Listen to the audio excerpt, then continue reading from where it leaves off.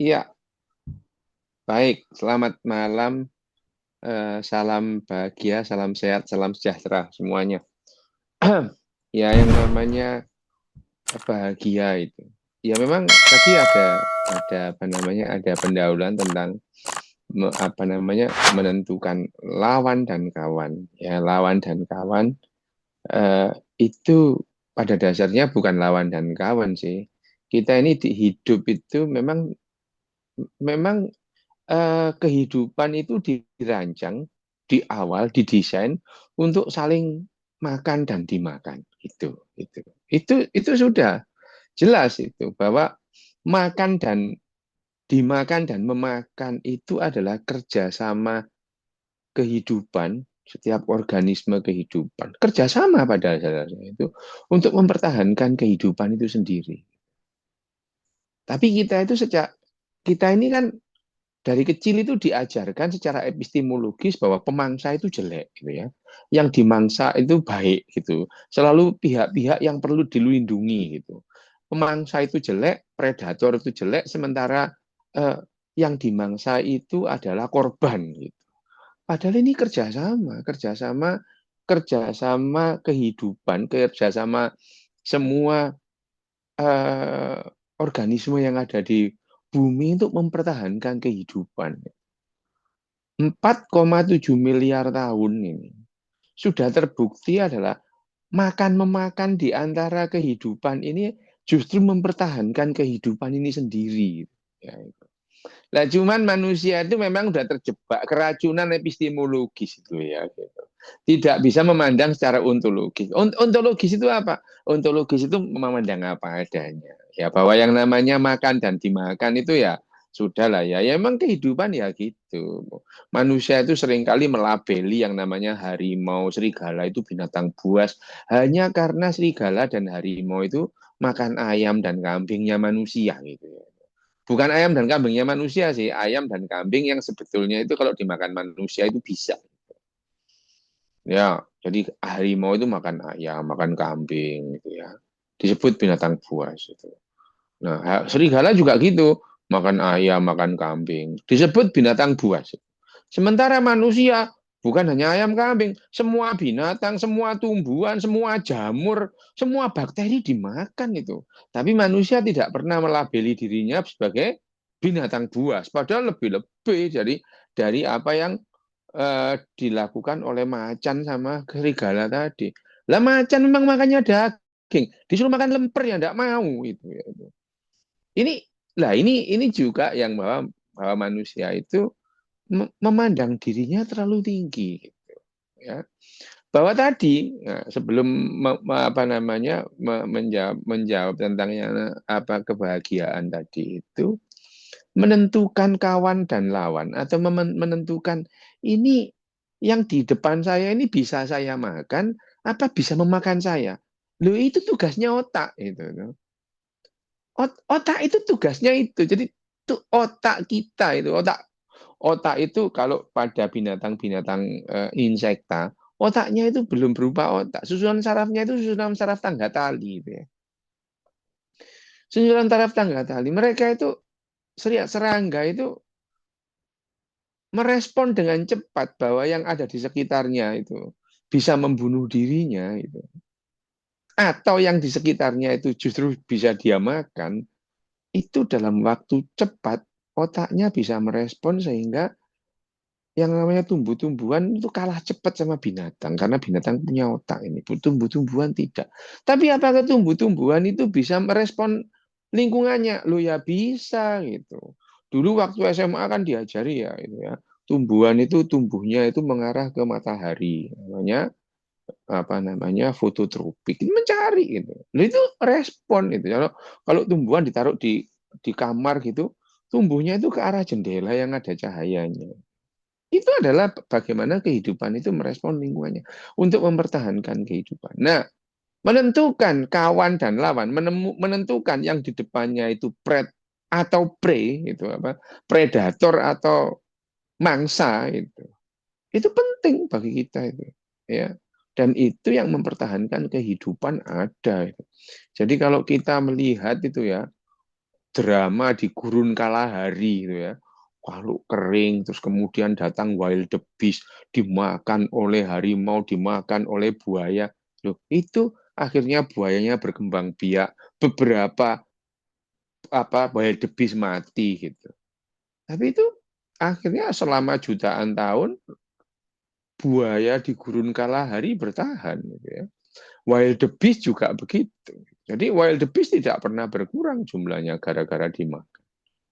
Tapi manusia ya sekali lagi manusia itu melihat itu predator itu jahat, prey itu adalah korban. Tetapi manusia selalu dari prey terus itu. Semua dimakan, ya tumbuhan, ya binatang, ya jamur, semua bangsa kehidupan dimakan sama manusia ini. Gitu ya. Nah, ngomong-ngomong soal yang namanya kebahagiaan itu, pred dan prey itu, apakah dia predator atau dia itu mangsa gitu. Otaknya akan menemukan kebahagiaan pada saat peristiwa hendak dimakan dan hendak memakan tadi itu. Kita simulasikan seekor bartok itu apa ya? Apa namanya? Babi hutan gitu ya. Babi hutan terus kemudian pada saat babi hutan itu memandang ada semak-semak terus kemudian pada saat itu dia waspada penuh itu. Semak-semak bergerak ini bagi Bartok ini itu adalah dua.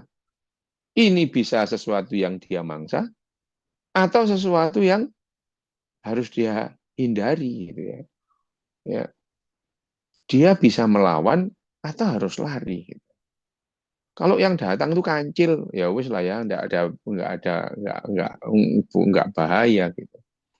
Tapi kalau yang kemudian semak-semak itu yang keluar harimau atau singa, itu bisa jadi malapetaka gitu ya. Menentukan lari atau melawan, ya, fight or flight, gitu ya, fight or flee, itu penting itu. Itu penting. Dalam waktu 50 nanodetik binatang itu otak binatang bisa menentukan tanpa pikir panjang gitu. Ya, tanpa mikir itu gitu ya.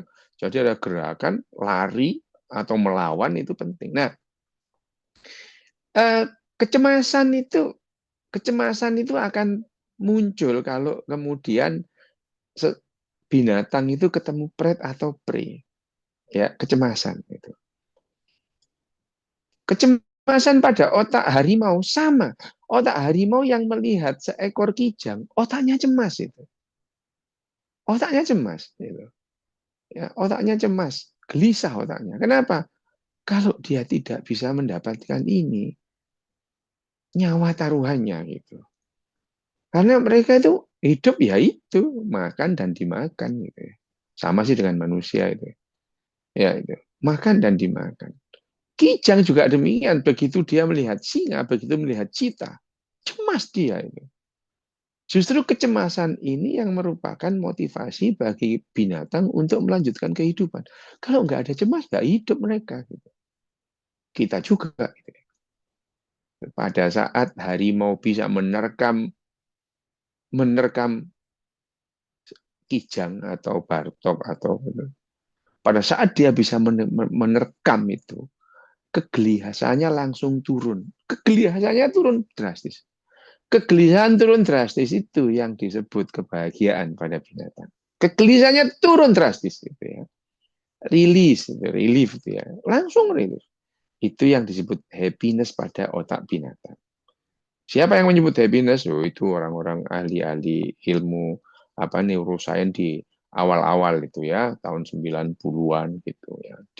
Dimotori oleh Richard Davidson, Joseph Leduc gitu ya itu.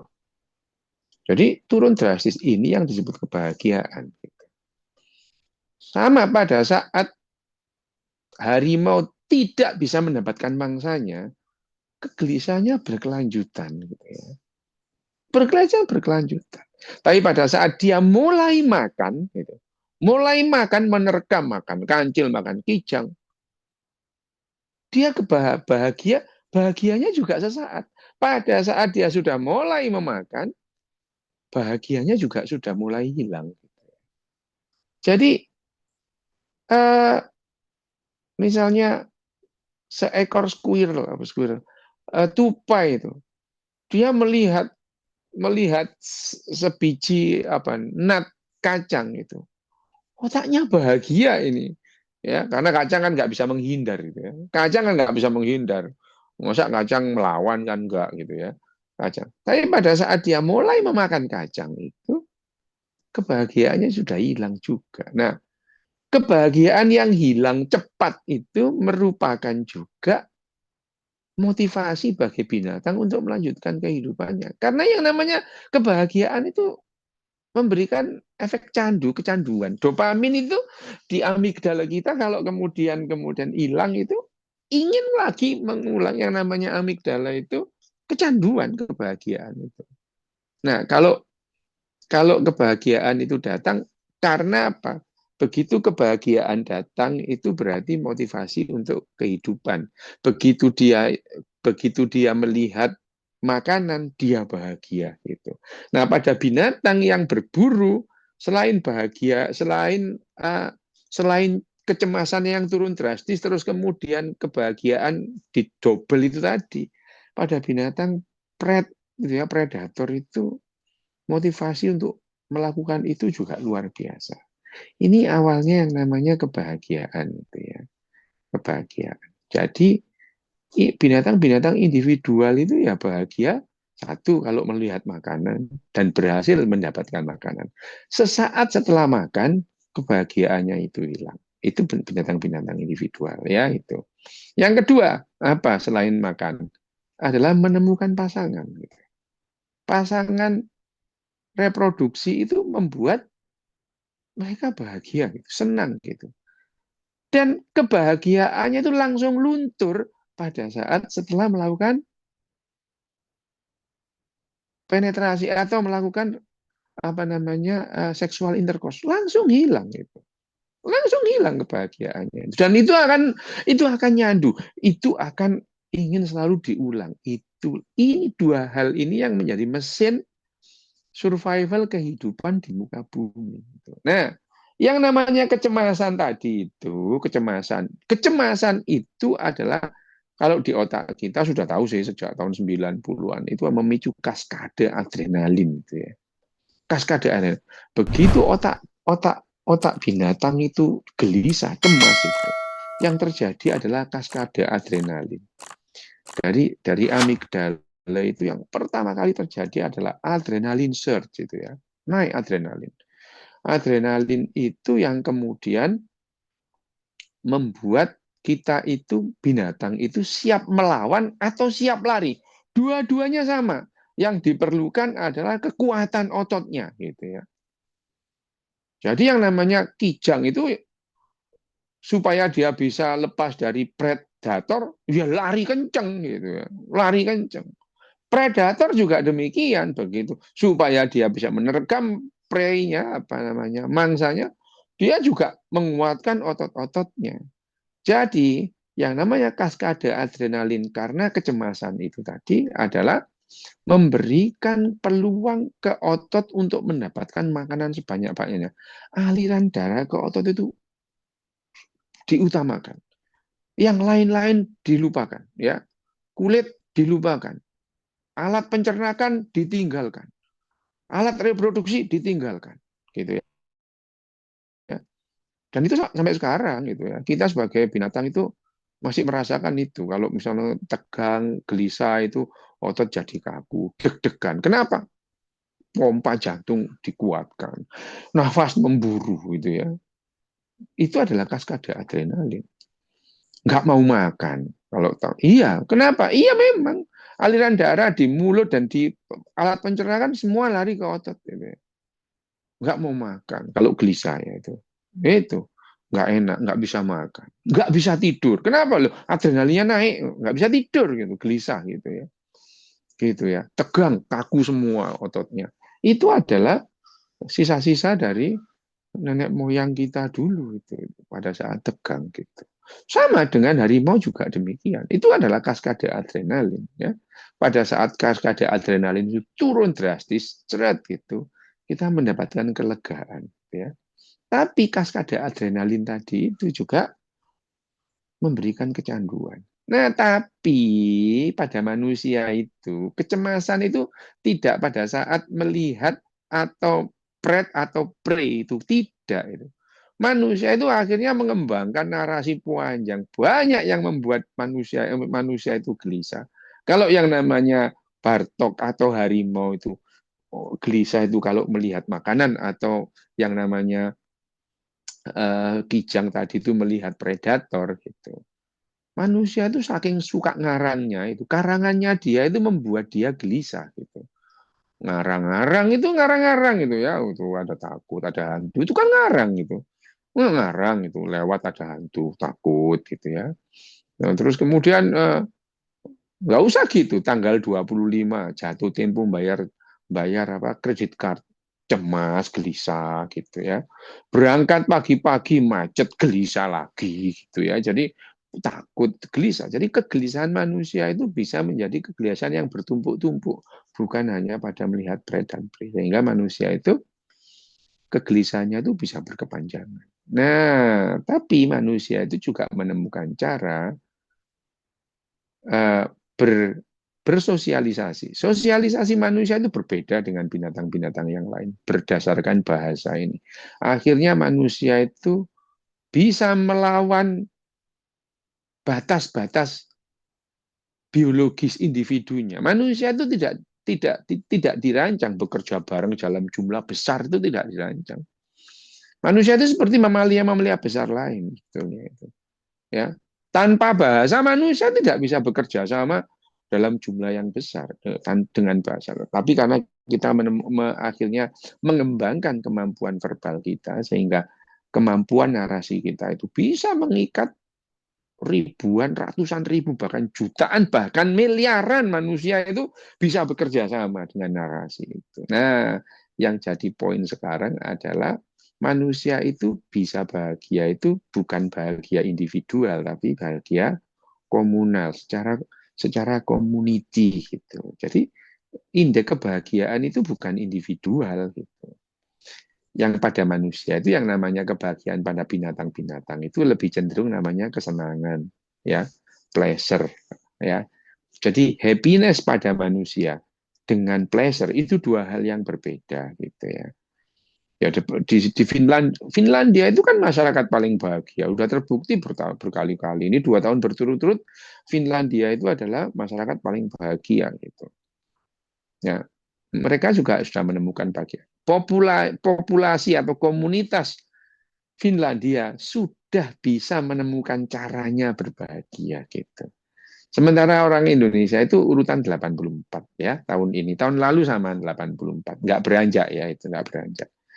Ya bedanya adalah orang Finlandia pada saat diberitahu kalian ini masyarakat yang paling bahagia loh. Orang Finlandia tolak-tolak gini. Oh kita bahagia ya gitu. Nah, orang Indonesia yang bahagia nomor 84 itu tiap hari itu declare kalau dirinya bahagia. Bahagia itu sederhana sambil ngupload gambarnya pecel sama rawon. Loh itu dikira kebahagiaan itu gitu ya. Jadi ya dan yang namanya kebahagiaan itu erat kaitannya dengan yang namanya rasionalitas. Rasionalitas itu apa sih? Rasional itu adalah kita mempunyai alasan, ya. Alasan yang bagus. Ya. Alasan yang bagus itu. Alasan yang bagus yang sesuai dengan evidence itu. Ya.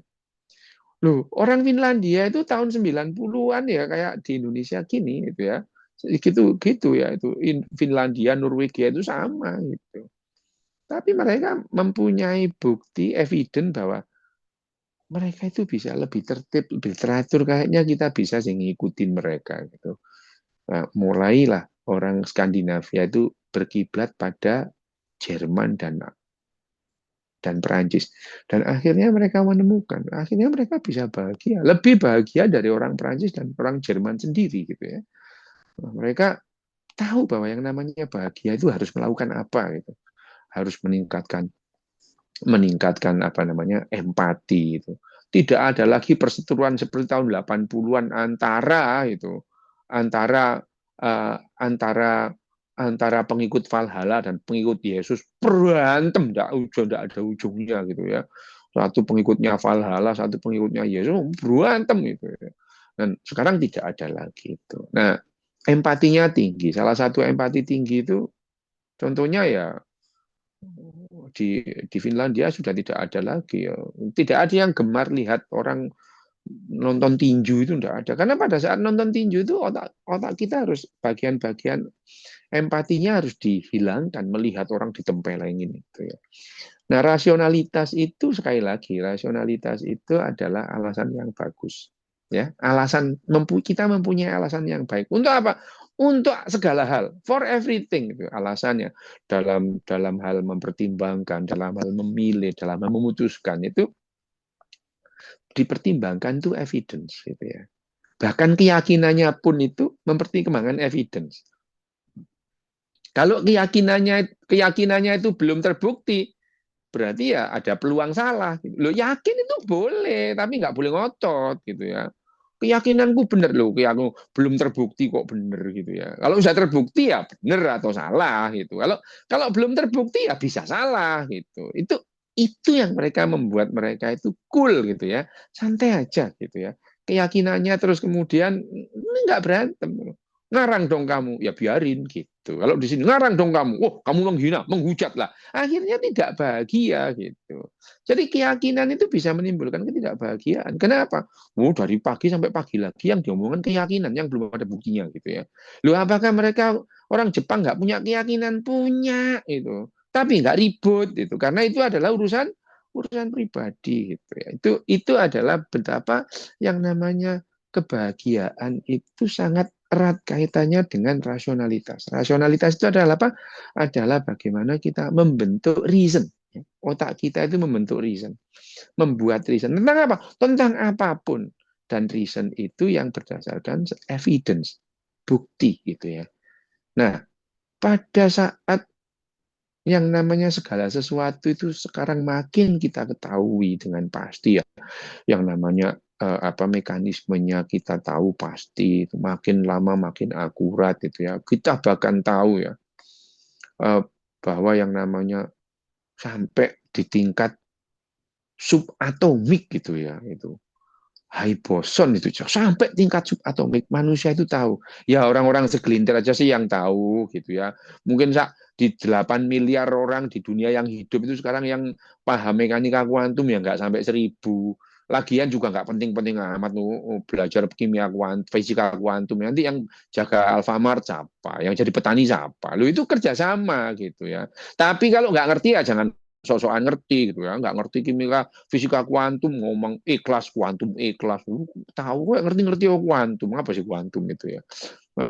Makanya tapi ya memang mekanika kuantum itu adalah konsumsinya orang yang IQ-nya 150 ke atas. Orang Indonesia yang rata-rata 78,4 ini nggak usah ikut-ikutan lah ya itu. Menikmati hasilnya aja. Apa hasilnya mekanika kuantum? Lah itu radio transistor, terus namanya handphone itu adalah itu ini ya yang ini namanya handphone ini ya. Handphone ini adalah eh, aplikasi dari mekanika kuantum itu ya itu ya. Nggak usah lah membandingkan mekanika kuantum kita ke multi universe itu. Waduh, Dr. Strange lompat ke alam lain, berantem sama Cuka Idaku meh kalah gitu ya. Hampir kalah sama Cuka Idaku gitu. Ini ya itu ya ngarang gitu ya. Ya nggak gitu ya. Yang namanya disebutkan multiverse, multi universe yang dalam teori string atau teori M-nya M teorinya si Stephen Hawking itu ya nggak kayak gitu ya. Oh, nggak kayak yang di DC komik kemarin itu apa ya filmnya yang baru. Oh, itu The Flash itu ya. Ngacunya setengah mati. Tapi ya itu yang namanya hiburan. Nah, tapi kalau kita itu belajar mekanika kuantum dari film Hollywood, ya ngawur aja gitu ya. Nah, akhirnya orang Indonesia itu belajar mengetahui yang namanya multiverse mekanika kuantum itu dari film itu ya. Film apa? Ya DC, ya Marvel, ya. Bahkan kemarin saya waktu ada orang, "Oh, itu kan ada itu." Apa? Film. Loh, film. Itu loh ada film apa sih? Apa namanya? apa namanya, film dari dia itu yang melihat di belakang perpustakaan gitu. Lah, film dipakai anaknya melihat anaknya tumbuh dewasa dia di belakang perpustakaan gitu itu ya. Lah ini film kok itu loh ya, dibahas itu ya. Ya itu Interstellar itu. Interstellar itu bayangin aja. Orang Indonesia akhirnya itu belajar mekanika kuantum dari film Hollywood. Gara-gara apa? Gara-gara IQ-nya 78,4 loh itu ya itu. Kalau IQ-nya agak gede dikit gitu dia belajar fisika gitu. Lah ini makanya kenapa? Loh, saya ini pernah tahun 86 itu ya. 86 itu di FK UNER itu kan ada PPKM semacam KKN-nya cuman Fakultas Kedokteran. Tahun 86 itu saya itu meneliti rata-rata IQ pelajar Kediri, Kabupaten Kediri, ya, Kabupaten Kediri ada 7 kecamatan, SD, SMP, SMA, gitu ya. Lu rata-rata anak sekolah Kediri tahun 86 itu 109,8, hampir 110 tahun 86 itu. Ya, tahun 86. Wah, sekarang kok bisa merosot sampai 78,4 itu. Ya itu kebanyakan yakin itu loh, itu ya. Kebanyakan dikit-dikit yakin. Yang penting yakin gitu ya. Oh, jalan ke utara yakin nyampe barat. Itu makanya itu. Ya, tidak ada yang tidak mungkin lah. Ini kata-kata ini menanamkan irasionalitas itu. Tidak ada. Loh Pak Le, yang tidak mungkin itu banyak gitu. Sampai melempar dadu, keluar angka 7. Nggak mungkin Pak Le, itu cuma 6 angkanya gitu ya itu. Pak Le sampean pulang, bojomu jadi laki-laki. Nggak mungkin Pak Le gitu. Jadi kata-kata tidak ada yang tidak mungkin itu adalah sejak kecil menanamkan irasionalitas. Nah itu yang terjadi gitu ya. Jadi akhirnya karena tidak rasional ya dengan cepat IQ orang Indonesia itu turun drastis itu ya. Di Asia Tenggara saingan Indonesia cuma Timor Leste aja 78,4. Jadi jangan takut sainganmu cuma Timor Leste itu ya itu. Dalam hal kuculuk-kuculukan gitu ya. Paling kuculuk tenang aja, nggak apa-apa gitu. Nah, itu makanya yang namanya nah jelas itu Indonesia itu kalah bahagia dengan negara-negara Asia Tenggara yang lain. Wah, apa Singapura di atas kita, itu di atas Indonesia. Tapi sekali lagi loh ya, saya tidak pernah mengatakan bahagia itu lebih baik dari tidak bahagia. Tidak, cuma beda aja. Saya juga tidak berkali-kali saya bilang Indonesia itu tidak lebih jelek dari Finlandia. Indonesia itu tidak lebih jelek dari Jepang. Indonesia dan Finlandia itu tidak lebih Finlandia tidak lebih bagus dari Indonesia, cuma beda aja itu. Beda itu. Bedanya apa? Finlandia bahagia, orang Indonesia tidak. Lah itu bedanya itu ya. Bedanya Jepang sama Indonesia apa? Apa Jepang lebih bagus? Enggak, cuma beda. Bedanya apa? Jepang tertib, Indonesia enggak. Lah itu bedanya gitu ya. Itu jadi berbeda aja, bukan apa namanya? Bukan lebih bagus. Karena kecoa itu udah bodoh, enggak tertib itu bisa bertahan 250 juta tahun. Jangan-jangan orang Indonesia nanti bisa bertahan lebih lama dari yang bahagia dan yang tertib. Saya akhiri di situ dulu, nanti kita lanjutkan dengan tanya jawab 30 menit persis. Saya dibatasin sama Ika soalnya tadi ya. Enggak, aku enggak batasin, Dok. 30 menit, wes pas itu.